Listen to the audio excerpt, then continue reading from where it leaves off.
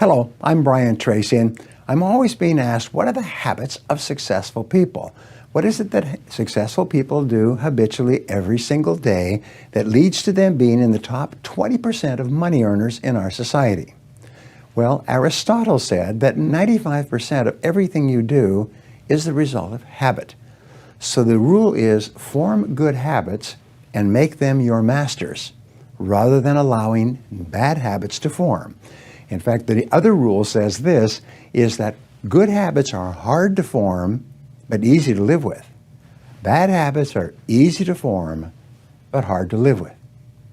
Now, one of the turning points in my life and my studies of psychology was the discovery that all habits are learned and can be unlearned. Actually, you don't actually unlearn a habit. You simply replace a bad habit with a good habit that has more power and impact. And how do you develop a good habit? You develop a habit by repetition. Almost everything you do from the time you get up in the morning is habit. So start to think about yourself. What would be the best habits to have? So let me give you some of the best. Number one, develop the habit of daily goal setting and goal orientation. What does this mean? It means when you go to sleep at night, think about your goals for the coming day.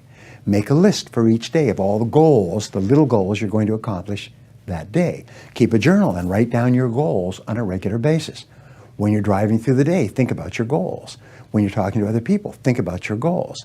You see, you do become what you think about most of the time. You do achieve what you think about most of the time. So all successful people and all wealthy people think about their goals most of the time. And the final characteristic, the final habit, is that of self-discipline.